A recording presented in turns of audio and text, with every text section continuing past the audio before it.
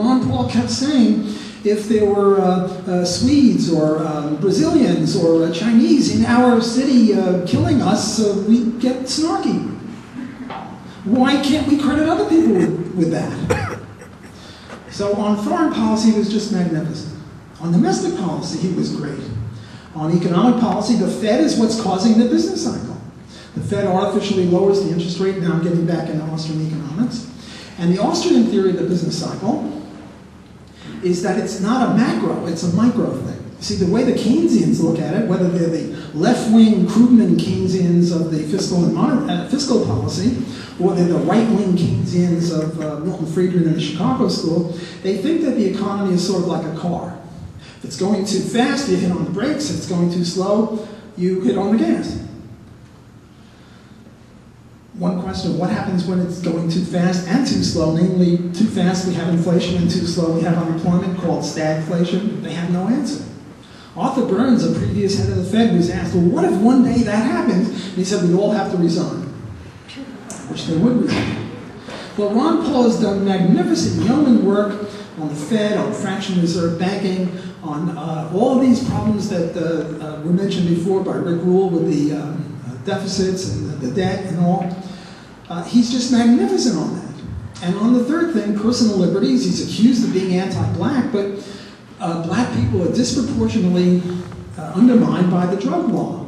The drug law has got, what are blacks, 14% of the US, and they're 50% of the criminal population in jail, the prisoners. And he says, let's legalize drugs, because drugs are, between voluntary consenting adults, are a legitimate kind of an activity. And so those are the three things: foreign policy, domestic policy, and personal liberties, economic and domestic policy. When I invited him to speak at Loyola in 2009, he really wasn't Ron Paul. We only got 2,000 people for him. He said he was going to speak for a half hour. He spoke for an hour and 10 minutes with no notes. I was standing right behind him because I introduced him. He just had a blank podium, and he just charmed the people who were hardwired for socialism. He's a hero. He is our best last chance. And then people denigrate politics. Look, is there anything per se violative of the non-aggression axiom by going into a voting booth and going like that? It's not fraud. It's not, force, violence. It's not the initiation of violence. Someone mentioned Lysander Spooner. Lysander Spooner wrote this thing, The Constitution of No Authority, and he defends voting as a defensive measure. Look, suppose you're a slave in the 1850s in Missouri, and we have two overseers, Overseer Goody, who will only beat you once a week, and Overseer Batty, who will beat you every day much harder. And the owner of the slave plantation says, well, you can vote for Overseer Goody or Overseer Batty, and the slaves all vote for Overseer Goody. Did they violate the non-aggression principle? Come on. Yes, Overseer Goody is not a good guy. He beats you for no justified reason. But voting is not per se a violation of rights, and libertarians who say that ought to be ashamed of themselves because they don't understand what libertarianism is.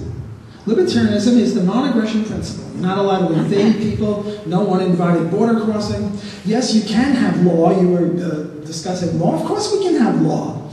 Law against murder, law against theft, law against rape, law against all these violations of libertarianism.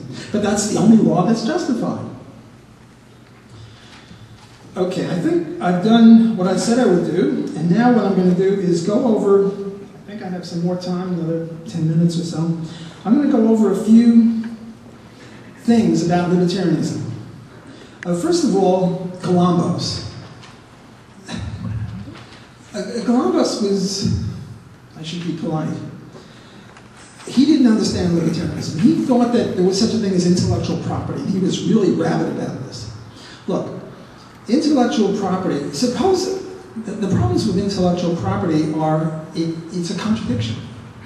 Suppose I say, I favor intellectual property. I use 4 words. Now, according to the intellectual property theory, you have to pay me. Or I have to pay someone else because I just used the word I favor intellectual property. If I use the word I have to pay Mr. I because he invented it. If I use favor, Mr. Favor invented it, Mr. Intellectual invented the word intellectual, and Mr. Property invented property. So, according to my own theory, I should shut up. Because I have no right to use these words. If I have no right to use these words, I have no right to use any words. So I have to shut up. I've committed a performative contradiction. Very similar to the people who say that there's overpopulation. I was once in a debate, a guy was saying we had too many people, and I said, my opponent is going to come up to the podium in a minute. He has it within his power to reduce the size of the population by 1. He hasn't done it. Look at him, he's sitting there. If he doesn't believe in his own crappy theory, why should we believe in it? Namely, the thesis that we have overpopulation is also a performative contradiction. So, you might say, well, patents only go for a certain number of years, but the point is that if it's intellectual property, it should be intellectual property. Look, I own this pen. This is my property. I own it forever. None of this 75 years after my death or anything like that. I can give it to my kid. He can give it to his kid. Property means forever. So intellectual property means forever, and Mr. I, Mr. Favor, and Mr. Intellectual, and Mr. Property all invented those words, and we have no right to use it if we really believe in this nonsensical theory. The idea of property rights has to be for stuff that's scarce. If I have this pen, you can't have it. Girl A puts her hair up in a ponytail, and girl B says, hey, that's great, I'll keep the hair out of my neck, whatever, I'll put my hair up in a ponytail. And girl A goes over to her and smacks her and says, well, that's my idea. But the girl B didn't undo the girl A's ponytail. She's just copying it. So the intellectual property is incompatible with libertarianism. Now the question comes, well, now the question comes, well, if we don't have intellectual property, will we have new pharmaceuticals, new computer programs, new inventions, new whatever? And here it's sort of an empirical horse race. On the one hand, if you give me a patent, if I invent the bicycle, I have more of an incentive to invent the bicycle. So that means that more bicycles would be built. But if you give me a patent to build a bicycle, and now you want to build a tricycle, you have to sort of go around my bicycle. And now we have a lawsuit over whether the bicycle and the tricycle are different enough so that I can sue you or not. And then we have a lot of people who could be inventing stuff, and instead of inventing stuff, they're in lawsuits. So, on the one hand, yes, intellectual property might help in some way. On the other hand, it might hurt. My own empirical estimate of this horse race is that on net balance it hurts, because the more inventions you have, the more you have to squiggle through other people. And now people come out with patents not because they're inventing anything, but just to cash in by suing other people who invent stuff. Let me talk about one or two other areas.